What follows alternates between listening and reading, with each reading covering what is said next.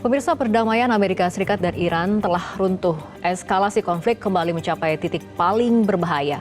Serangan rudal dan drone Iran menewaskan tentara Amerika di Yordania. Presiden Donald Trump pun langsung memerintahkan gelombang serangan baru ke wilayah Iran, bahkan ketika tengah menghadiri final Piala Dunia 2026. Di sisi lain, Iran menyatakan tidak lagi terikat pada kesepakatan damai sementara dan menganggap perang saat ini sebagai perang eksistensial. Selat Hormuz kembali memanas, kapal tanker menjadi sasaran, harga minyak dunia naik dan kekhawatiran dunia terhadap pecahnya perang kawasan semakin besar. Apakah konflik ini masih bisa dihentikan ataukah Timur Tengah sedang menuju perang berkepanjangan? Bersama saya Fitri Megantara, inilah top issue. Tentara Amerika Serikat tewas diserang rudal Iran, Trump mengamuk.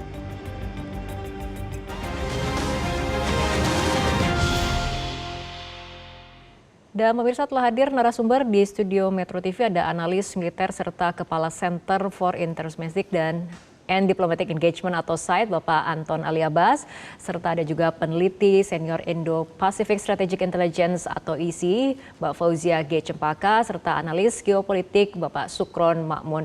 Pak Sukron, Mbak Fauzia dan juga Pak Anton, terima kasih telah hadir bersama kami di studio Metro TV. Dan selain itu kita juga telah bergabung lewat sambungan Zoom dari Iran, dosen International Institute of Islamic Studies, Bapak Kasem Muhammadi. Pak Kasem, terima kasih telah bergabung bersama kami dalam Top Issue. Ya, sama-sama. Selamat malam.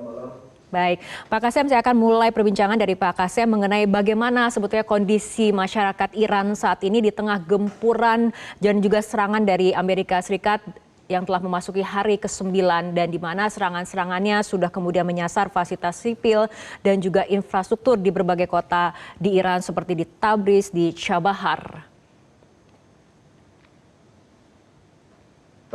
Ya, Bismillahirrahmanirrahim. Kalau secara umum keadaan masyarakat Iran alhamdulillah baik dan aman. Serangan biasanya diluncurkan terhadap selatan Iran dan selain itu hampir daerah-daerah yang lainnya aman saja.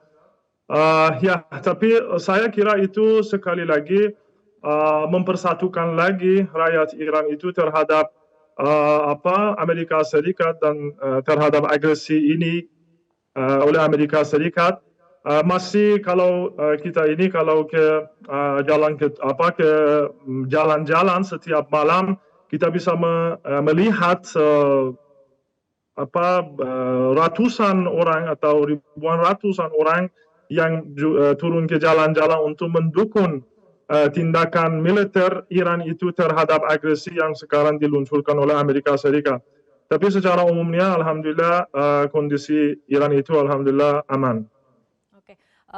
Pak Kasem, dari keterangan CENTCOM ataupun Pusat Komando Amerika mengatakan serangan yang dilakukan oleh Amerika niat ataupun tujuannya adalah untuk semakin melemahkan kemampuan Iran dalam mengancam pelayaran komersial di Selat Hormuz dan juga menghukum IRGC yang melancarkan serangan terhadap anggota militer Amerika di Yordania.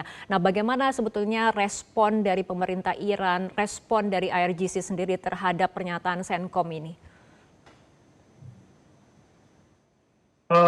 Iya, kalau menurut saya tampaknya Iran sekarang mengubah ancaman eksistensial itu dari Amerika Serikat itu merubahnya menjadi peluang yang unik dan luar biasa untuk menjadi kekuatan global, bukan hanya kekuatan regional. Sebagaimana dikatakan salah satu pemakar Amerika Serikat, Robert Pape, seorang profesor di Universitas Chicago, dia bilang kalau Iran itu dapat mempertahankan dominasinya saat ini atas Selat Hormuz selama 1 hingga mungkin 1,5 tahun lagi, Iran pasti akan menjadi negara adidaya keempat di dunia. Oleh karena itu, ya saya kira kalau sekarang Iran sekarang fokus atas pengelolaan atas Selat Hormuz karena Iran itu menganggap Selat Hormuz itu sebagai satu leverage ataupun alat tekanan yang luar biasa di mana Iran itu bisa menunaikan tuntutannya dia karena itu sudah dijelaskan bahwa atas meja perundingan itu nampaknya tidak bisa Iran, tidak bukan hanya Iran, tapi negara-negara yang lain. Kalau kamu mau berunding sama Amerika Serikat, nampaknya tidak bisa kamu sampai dan capai ke tuntutan kamu, ke hak-hak kamu, selain kamu bisa ada leverage yang luar biasa. Dan sekarang ya saya kira kalau salah Hormuz sudah jadi leverage yang luar biasanya Iran dan pasti tidak akan lepas tangan dari salah Hormuz. Oke, baik, saya akan kembali ke studio. Pak Sukron, tadi Pak Kasem sudah menyinggung mengenai perang eksistensial. Nah, Anda sendiri tanggapannya seperti apa? Apakah ini akan mengubah konflik menjadi perang yang sangat panjang atau seperti apa? Kalau masalah perang itu akankah panjang ya, tentunya Iran itu justru menginginkan perang itu lebih panjang.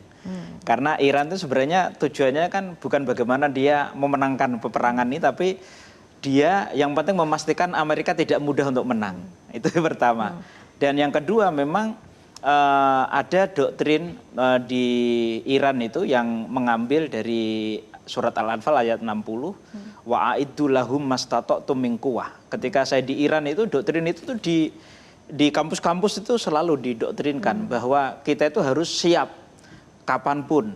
Dan dia merasa sebagai bangsa yang sudah tua, apalagi ini terkait dengan eksistensi mereka pasti akan melakukan total war. Tapi tentunya juga mereka terukur gitu. Karena apa? Karena kalau perang ini berkepanjangan juga, economic dan political cost-nya itu terlalu besar. Tentunya ini juga dihitung oleh Iran, karena kalau sampai Iran jadi boncos juga, itu nanti bisa domestiknya bisa kacau juga gitu. Artinya rezim sekarang ini juga bisa terancam kalau sampai istilahnya periuk nasi mereka itu tergulingkan. Saya rasa seperti itu. Oke, Mbak Fauzia, menghadapi kemudian dinamika ataupun eskalasi konflik saat ini kan Iran kemudian secara tegas menyatakan tidak lagi terikat pada kesepakatan damai sementara MOU Islamabad. Ini efeknya akan seperti apa? Tentu kita melihat bahwa saat ini eskalasi yang terjadi belum penuh ya Mbak ya. Dan bagaimana kedua belah pihak baik Amerika Serikat maupun Iran siap untuk mengeskalasi lebih tinggi lagi. Namun ketika kita melihat hal ini ada dua hal yang menurut saya bisa menjadi titik eskalasi yang lebih tinggi lagi, yaitu satu, ketika misalnya Iran, jangan lupa bahwa sampai saat ini meskipun dari tanggal 7 Juli dilakukan serangan, sampai saat ini Iran tidak menyerang ke Israel. Itu yang pertama kita lihat sebagai titik eskalasi yang bisa jadi menjadi titik balik apakah eskalasi akan semakin tinggi atau tidak begitu. Yang kedua adalah dari konteks Amerika Serikat sendiri. Saat ini berbagai ancaman disampaikan oleh Trump bahwa akan ada serangan ke infrastruktur sipil dan juga infrastruktur nuklir misalnya, yang beberapa memang kita lihat salah satu jembatan sudah menjadi korban begitu. Namun tentu jika serangan ini terus dilakukan ke sifatnya infrastruktur sipil yang sepertinya saya rasa sudah beberapa kali bukan ancaman kembali begitu ya. Ini akan juga menjadi titik balik bagi Amerika Serikat, yang artinya iklim eskalasi ini, iklim yang damai begitu ya, dalam konteks perdamaian ini akan semakin tertutup Mbak. Jadi eskalasinya justru akan semakin tinggi. Jadi bagi Amerika Serikat maupun Iran sendiri ada dua titik yang saya rasa masih belum terjadi begitu, dan kita tentu berharap tidak akan terjadi. Namun jika dianggap bahwa saat ini eskalasinya sudah maksimal, saya rasa juga belum begitu Mbak. Oke, mengenai serangan terhadap infrastruktur, terutama infrastruktur sipil, fasilitas desalinasi juga menjadi salah satu sasaran serangan dari Amerika Serikat. Padahal kemudian ini kan berpengaruh pada negara-negara kawasan Teluk karena penduduknya mengandalkan fasilitas desalinasi itu. Apakah ini akan mengubah pandangan dari negara-negara kawasan Teluk terhadap konflik ini, posisi Iran, posisi Amerika, seperti itu Mbak? Ini yang saya lihat bagaimana perbedaan antara kalau kita bilang bab 1 yang ditutup pada akhir Juni lalu begitu ya, pada perdamaian di Bergenstock begitu ya, dengan eskalasi yang akan terjadi di periode ini, di bab kedua ini, yaitu periode pertama begitu ya, ancaman yang disampaikan oleh Trump terkait dengan serangan ke desalinasi, terkait dengan infrastruktur sipil, ini tidak terjadi begitu Mbak. Nah, dalam konteks ini sekarang dilihat bagaimana korban itu Mbak, yang terjadi antara dari Februari hingga Juni itu 13 orang. Dan sampai sekarang begitu hanya beberapa pekan saja sudah sudah sampai 5 sampai belasan orang begitu yang terjadi di antara Yordan dan juga Irak. Nah, dalam konteks ini tentu kita lihat eskalasinya lebih multiplying, bertambah multiplikasi dengan lebih cepat. Yang artinya ancaman Trump terhadap infrastruktur sipil bisa jadi dianggap cara menyerang yang lebih fair begitu dengan cost yang telah diambil Amerika Serikat dengan korban jiwa yang telah dialaminya, Mbak. Oke, Pak Anton, tadi Mbak Fauzia mengatakan ada chapter 1, chapter 2 seperti itu. Apabila kita lihat memang babak saling serang antara Amerika Serikat dan Iran ini sangat fluktuatif seperti itu. Ada di satu poin saling serang, kemudian berunding, saling serang kembali, berunding, saling serang kembali, berunding lagi, dan saat ini kembali saling serang, memanas seperti itu. Sebetulnya apa yang dicari dari kedua negara yang sedang berkonflik ini? Apakah memang menginginkan bahwa saling serang ataupun letupan-letupan itu terjaga atau seperti apa? Jadi dengan kata lain sebenarnya kalau kita lihat fenomena itu bukan dilakukan secara parsial terpisah, tapi dilakukan secara paralel. Jadi dengan kata lain bahwa para pihak yang bertikai dalam hal ini Amerika Serikat maupun Iran itu sama-sama mengkombinasikan pendekatan diplomasi dengan pendekatan militer. Jadi ada istilah namanya diplomasi koersif. Itu dipakai secara beriringan. Jadi secara paralel mereka melakukan itu. Kenapa? Karena ini adalah cara mereka untuk menjaga daya tawar, posisi tawar dalam negosiasi. Karena sekalipun misalnya ini aksi sering balas di belakang layar, negosiasi tetap berlangsung. Tidak pernah. Jadi istilahnya walaupun itu saat ini sudah pada fase yang kemudian militer Amerika sudah banyak yang mereka tidak pernah bilang bahwa MOU sudah berakhir. Dari sisi Iran sendiri bilangnya adalah suspensi, penangguhan. Jadi dengan kata lain, pintunya nggak pernah ditutup. Jadi ini sebenarnya adalah cara mereka memang bernegosiasi memang modelnya seperti ini. Gitu. Tapi bagaimana kemudian mereka mencoba menjaga leverage? Kenapa kemudian tadi Hormuz dan lain-lain? Ya itu tadi seperti narasumber yang pertama bilang bahwa ini adalah saling jaga posisi masing-masing. Ini dia tahu ini adalah posisi tawarnya dijaga. Kemudian Trump bilang bahwa apa yang dilakukan adalah untuk menjamin Hormuz untuk tetap lancar, ya, dan Iran gagal untuk itu. Jadi kan kuncinya ada di sana. Jadi bagi saya sih tidak ada yang aneh sebenarnya dengan apa yang dilakukan saat ini. Itu satu. Yang kedua bagi saya ini saya selalu melihat bahwa ini selalu ada dimensi politik domestiknya. Bagaimana kemudian Amerika Serikat sampai sekarang adalah hari ke-9 secara berturut melakukan serangan. Ya lagi-lagi apalagi ada tambah nanti ini ada 3 soldiernya yang menjadi korban, tentu saja ini akan menjadi pembicaraan di publik domestik. Kalau Trump tidak melakukan sesuatu, Trump akan dibully di domestiknya, gitu. Jadi mau nggak mau dia akan melakukan sesuatu. Gitu. Tapi bagi saya, kalau misalnya memang mereka mau eskalasi, Trump serius, lakukan aja kayak seperti bab 1. Serang aja semua masyarakat sipil, diserang, dibom di Teheran dan lain-lain. Itu memang untuk memancing, kan enggak. Yang dihajarnya dari tadi Iran Selatan, fasilitas militernya. Artinya apa? Mereka mencoba. Jadi Amerika mencoba apa yang dia serang itu untuk dimitigasi. Kira-kira nanti dampaknya akan seperti ini, kita akan kontrol. Gitu. Walaupun tadi desalinasi gitu. Jadi itu toh itu juga bagi Iran juga mencoba mengontrol damage-nya. Gitu. Bagaimana dia melakukan titik-titik serangnya itu. Itu. Baik, kita akan lanjutkan kembali perbincangan, tapi kita akan ikuti jeda berikut terlebih dahulu.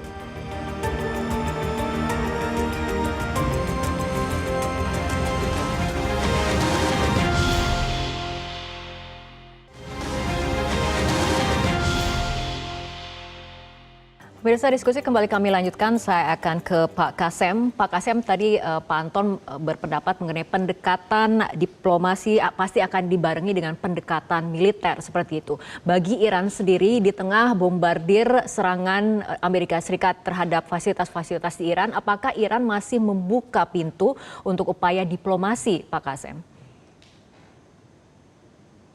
Iya, pasti kalau prioritasnya Iran pasti adalah masalah diplomasi, tapi diplomasi itu harus dijalankan dengan satu pihak yang bisa pahami diplomasi itu. Karena masalah diplomasi itu yakni tuntutan kedua pihak harus diamankan, bukan hanya tuntutan ataupun haknya satu pihak yang bisa dipastikan. Tapi sampai sekarang nampaknya tidak begitu bisa kita percaya bahwa pihak yang lain, yaitu Amerika Serikat, dan mereka serius dalam perundingan, yakni tindakan yang kita bisa membaca dari perlakuannya Amerika Serikat sampai sekarang, bahkan bukan hanya sekarang, selama 1 tahun terakhir ini Iran diserang oleh Amerika Serikat dan Israel dalam sama waktu perundingan bersama mereka. Oleh karena itu ya Iran saya kira sudah sampai ke kesimpulan ini bahwa tidak bisa perundingan tanpa ada leverage yang luar biasa. Oleh karena itu saya, sebagaimana yang saya tadi katakan, sekarang Iran mencoba untuk membangun kekuasaannya atas Selat Hormuz dengan menaikkan biaya bagi Amerika Serikat dan negara-negara sekutunya di kawasan ini dengan 3 hal. Pertama, dia menciptakan tekanan ekonomi pada Amerika Serikat dengan menaikkan harga bensin dan barang-barang lainnya yang menyebabkan tekanan politik dan kemungkinan kekalahan politik parti Trump itu di pemilihan Senat yang akan datang. Masalah kedua adalah menimbulkan korban jiwa yang telah kita saksikan beberapa hari yang lalu itu, yang juga menciptakan tekanan dari dalam Amerika Serikat pada pemerintahan Trump. Dan masalah ketiga atau tekanan ketiga yang Iran sekarang berusaha untuk menciptakan adalah tekanan dari Sekutu Arab Amerika dengan melakukan pembalasan berupa perusakan infrastruktur, terutama infrastruktur energi dan mungkin di depan infrastruktur kecerdasan buatan, di mana Amerika Serikat dan perusahaan-perusahaan Amerika Serikat itu merupakan pemegang saham utama. Oke. Baik, kembali ke studio Mbak Fauziah. Tadi sudah dikatakan oleh Pak Kasem mengenai Amerika ataupun Iran ini mencoba memberikan efek tekanan ekonomi, tekanan politik, tekanan sekutu Amerika Serikat sendiri. Di antaranya kita lihat lonjakan harga minyak sudah melampaui $90 Amerika per barel, dan di Amerika Serikat sendiri pada Senin ini lonjakan harganya sudah lebih dari $4 Amerika per barel, di mana ini sudah mulai menyulitkan kesulitan rumah tangga di Amerika. Nah, ini kondisi-kondisi seperti ini sebetulnya bagaimana bisa memberikan tekanan terhadap kebijakan Trump dalam perang ini. Jadi memang kalau kita lihat dari teori eskalasi ya Mbak, biasanya dikenalkan dengan Tom Schilling gitu, kita melihat bagaimana eskalasi itu ada 2 jenis. Ada yang dilakukan seperti Amerika Serikat yang sifatnya adalah vertikal, artinya untuk menyerang satu target negara begitu, dia bertambah terus menerus. Tapi ada juga yang sifatnya horizontal seperti yang dilakukan oleh Iran begitu, dan dilakukan di periode pertama, tadi chapter pertama. Dan saat ini juga dilakukan kembali begitu, di mana serangannya ini didistribusikan secara menyeluruh begitu ya, ke horizontal, tidak hanya ke serangan ke beberapa tempat yang memang military base Amerika Serikat saja, tapi juga ke negara-negara teluk. Nah, kalau tadi bicara tadi Mas Kasem, salah satu poin yang diangkat yaitu terkait dengan minyak. Itu salah satu bantalan yang selama ini atau kenyamanan buffer yang disampaikan oleh Trump bahwa Amerika Serikat ini memiliki reservasi atau cadangan minyak yang besar. Salah satu laporan menyebutkan bahwa cadangan minyak Amerika Serikat itu di angka 680 juta barel, Mbak. Dan saat ini sejak Februari hingga saat ini sudah tergunakan sekitar 400 juta barel.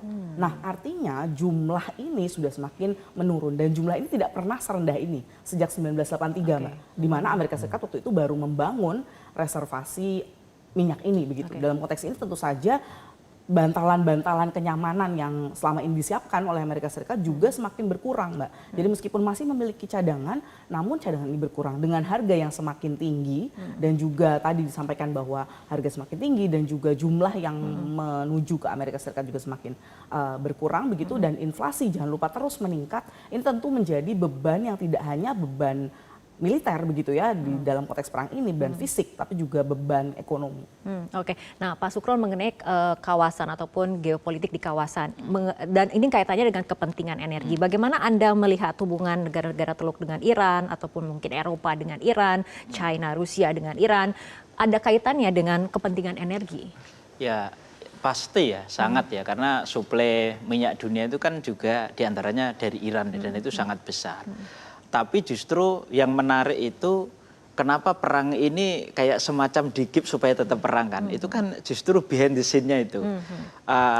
Saya melihat malah justru ada negara-negara yang menjadi rival AS itu pengen supaya dominasi AS itu bergeser. Karena kalau AS ini perang semakin lama, jadi mereka punya waktu tanpa rival.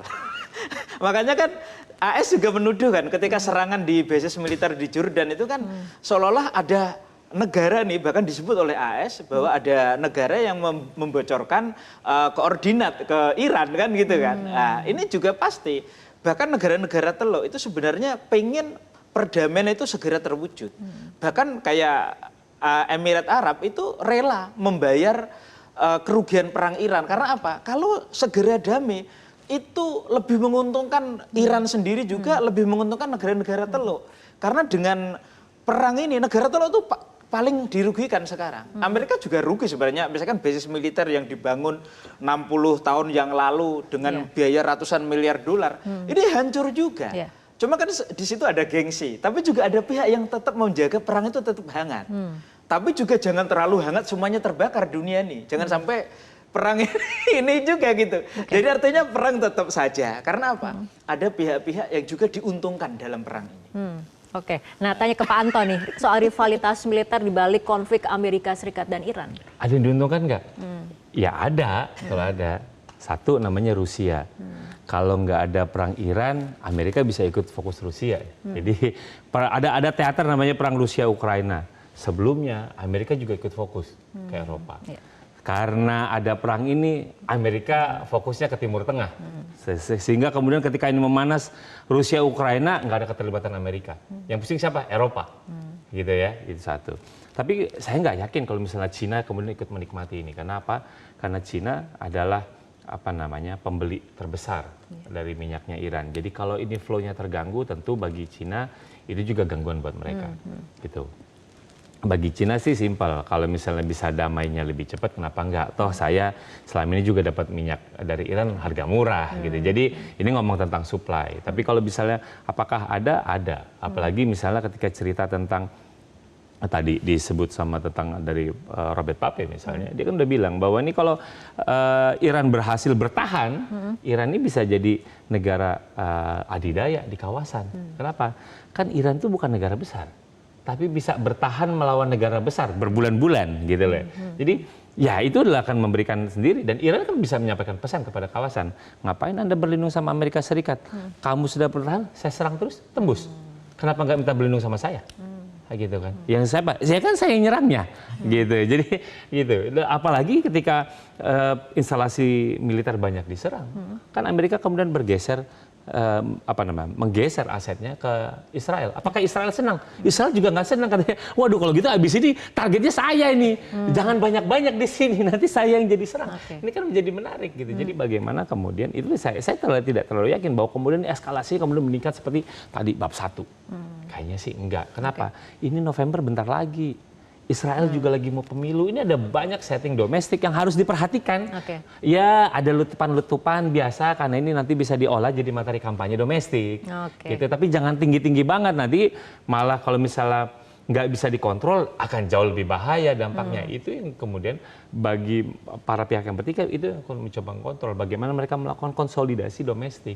Jadi semua yang dilakukan itu semuanya adalah harapannya bisa diukur, terukur. Baik, kita akan lanjutkan kembali perbincangan, tapi seperti biasa kita ikuti jeda berikut terlebih dahulu.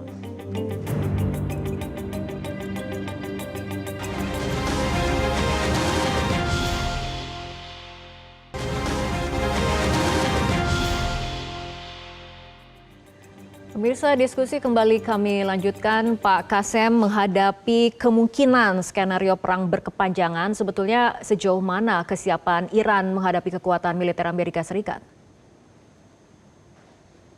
Iya, berdasarkan informasi yang saya dapat dan laporan yang beberapa hari kemarin itu muncul dari IRGC itu, ini katanya satu juru bicaranya IRGC, dia bilang bahwa kami ini sudah siapkan diri kita untuk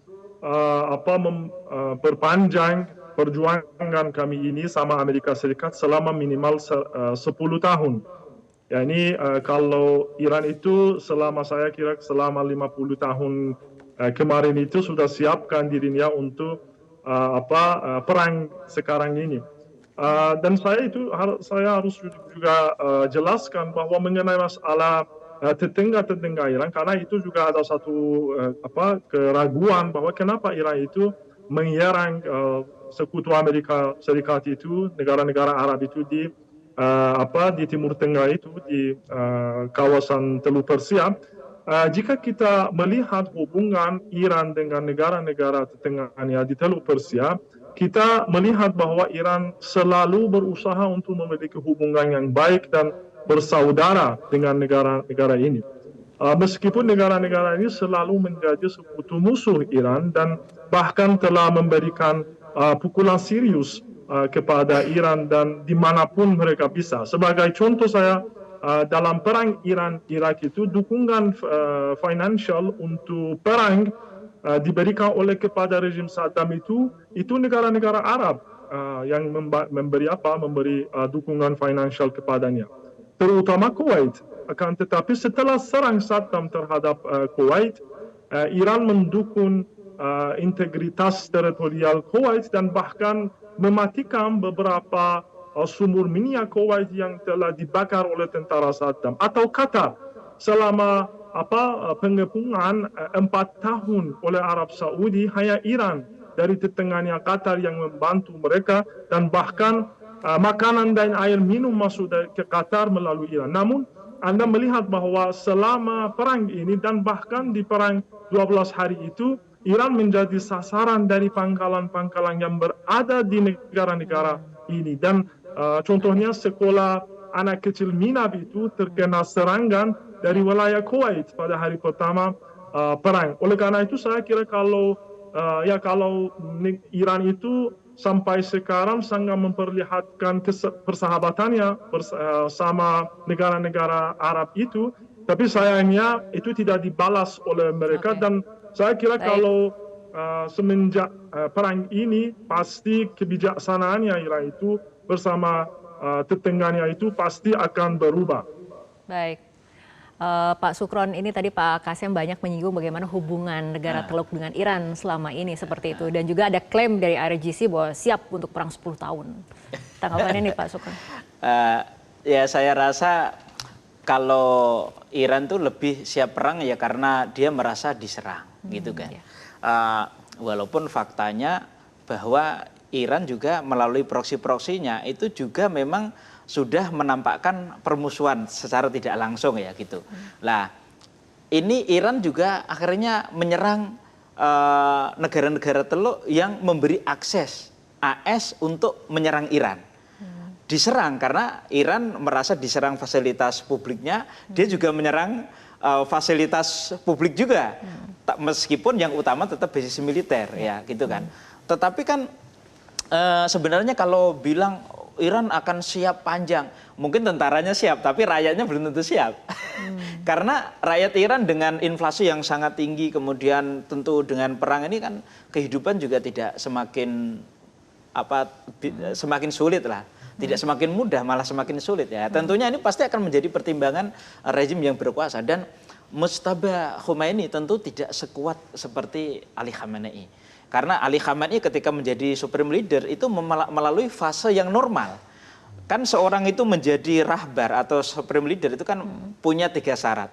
Yang pertama adalah mujtahid, dia harus seorang waliyu faqih, sudah derajat ayatullah uzma gitu. Kemudian siyasat mador, dia harus seorang politisi. Maka dia kan mantan presiden dulunya kan, Ali Khamenei itu. Kemudian bertakwa. Dan itu tiga syarat itu ada di Ali Khamenei. Tetapi Ali Mujtaba ini kan bukan menjadi pemimpin yang dibangun oleh suatu prosedur yang terukur, ya kan? Tapi karena darurat, tentunya juga beda.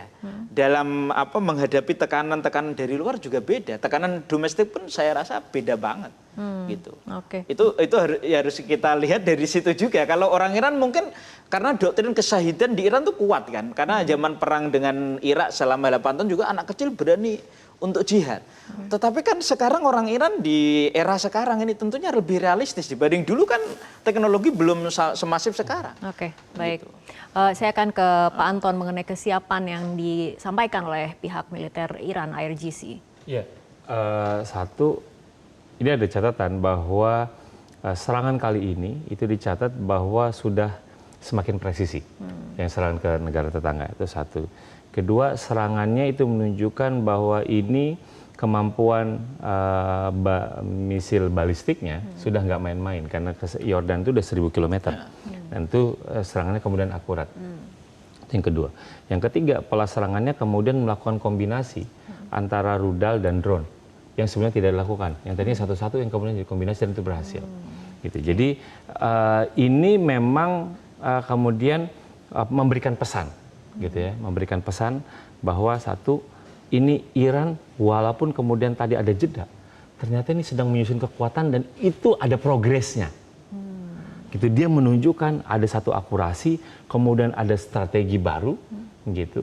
Lalu kemudian ini jangkauannya itu kemudian udah lebih jauh, itu pesannya udah serius. Gitu. Walaupun kemudian masih ada yang berargumen, jangan-jangan serangan kemarin ke Iran Selatan itu sudah banyak melumpuhkan. Iya, Iran hari ini menyerang memang udah bukan pakai pesawat tempur, bukan pakai kapal perang, gitu ya. Mereka hanya berpegang pada rudal dan drone. Tapi itu kan masih belum habis-habis. Orang masih sekarang tuh sampai menebak-nebak, ini sebenarnya stoknya masih berapa. Tapi kan problemnya bukan stoknya Iran berapa, tapi stok untuk interceptornya Anda udah tinggal sisa berapa. Kalau itu habis, nanti ini Iran itu kan nggak perlu dia nyerang 1 hari 100, nggak perlu, dicicil-cicil aja. Kenapa? 1 dilawan 2 sampai 10. Gitu. Jadi ketika Iran nyerang 10, ini yang habis ini bisa, ya tergantung, pengalinya bisa 5, pengalinya bisa 10.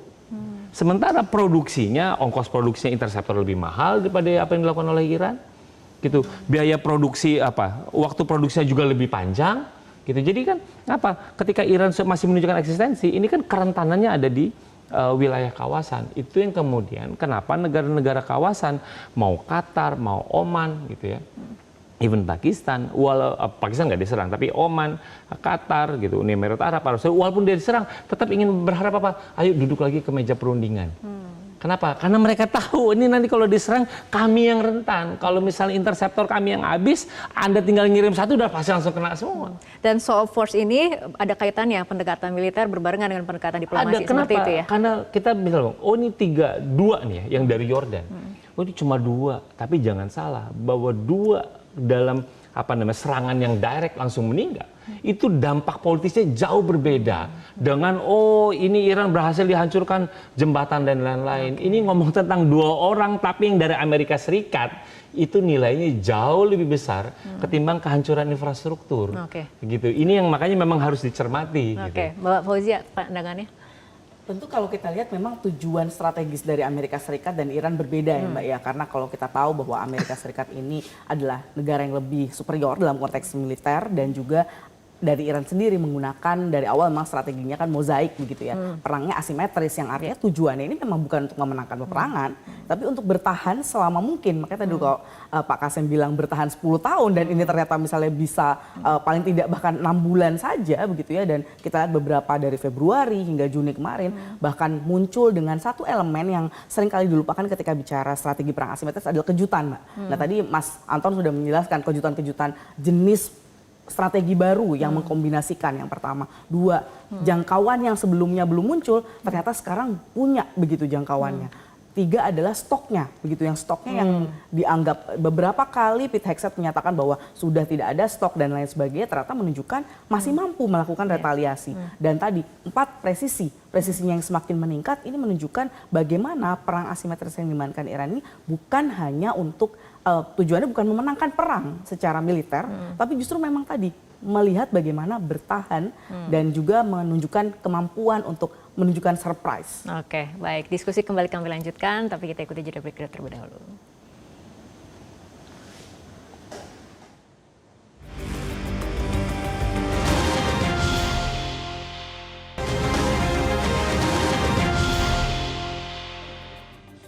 Pemirsa, diskusi kembali kami lanjutkan. Pak Kasem, saat ini artinya untuk ke depan fokus dari pemerintah Iran dan juga IRGC seperti apa menyikapi eskalasi konflik yang terjadi?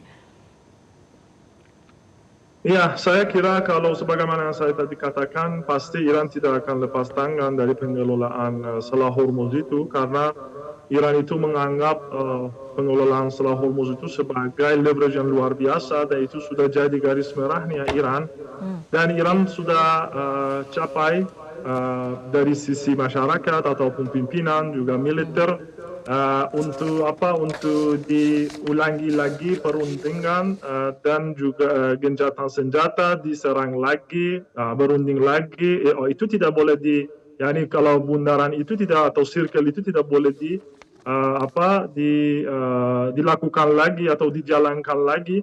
Dan ini juga setelah Hormuz itu saya kira itu pasti selamanya akan ada di bawah kekuasaan Iran. Ini pemahaman saya.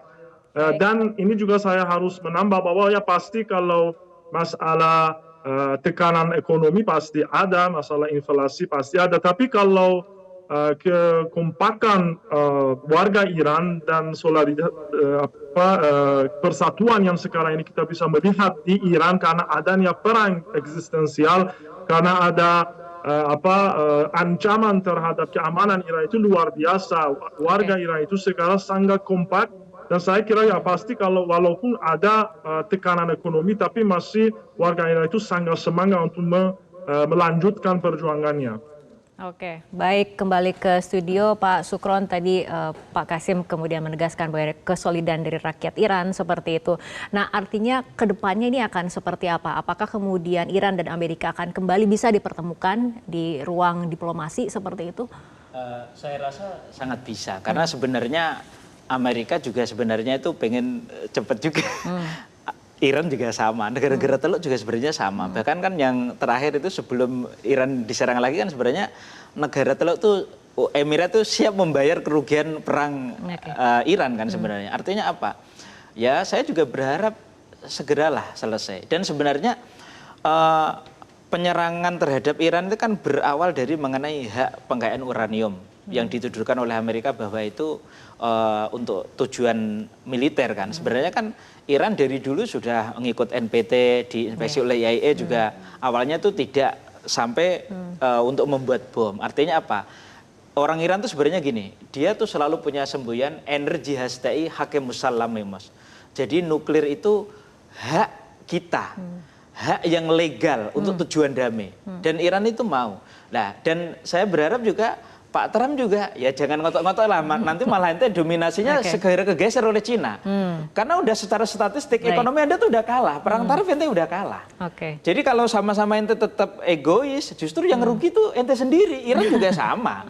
Dan Indonesia juga termasuk yang dirugikan kalau perang ini terlalu lama. Tapi ibu-ibu yang diuntungkan karena harga emas turun. Baik, Mbak Fauziah, ini mengenai konflik ini, apakah akan terus berputar dengan saling serang berunding atau akan seperti apa? Pola saling serang berunding ini Mbak, akan ada 3 hal yang menurut saya akan berbahaya. Yang pertama adalah jika konsep strategi yang horizontal tadi semakin terhorizontal. Artinya adalah misalnya Houthi semakin dilibatkan. Begitu. Atau tadi bicara misalnya belum bicara tentang Lebanon misalnya. Atau beberapa konteks proksi lain. Nah kalau semakin strategi horizontal ini semakin lebar begitu, tentu akan lebih dari gencatan senjata ataupun bahkan perdamaian. Nah di konteks lain juga jika ada korban semakin banyak dari konteks Amerika Serikat. Jika terjadi miskalkulasi sehingga korban jiwa Amerika Serikat semakin tinggi, ini bukan hanya tadi pola yang sifatnya bisa diatur atau terukur, tapi akan semakin tinggi. Dan yang ketiga adalah dalam konteks pelibatan Israel. Kita tahu bahwa serangan ke Yordan kemarin, Yordan adalah tetangga yang paling dekat dengan Israel. Jika miskalkulasi sedikit saja tidak presisi tadi, maka bisa melibatkan eskalasi yang lebih tinggi lagi. Baik, Pak Anton. Ya, jelas korban 3 orang ini yang dari Amerika Serikat itu kemungkinan akan memberikan Trump justifikasi operasional kenapa operasi militer terus berlangsung. Sekarang udah masuk hari 9. Karena bagaimanapun juga mereka harus membangun yang namanya legitimasi bahwa kami melindungi tentara kami. Itu satu.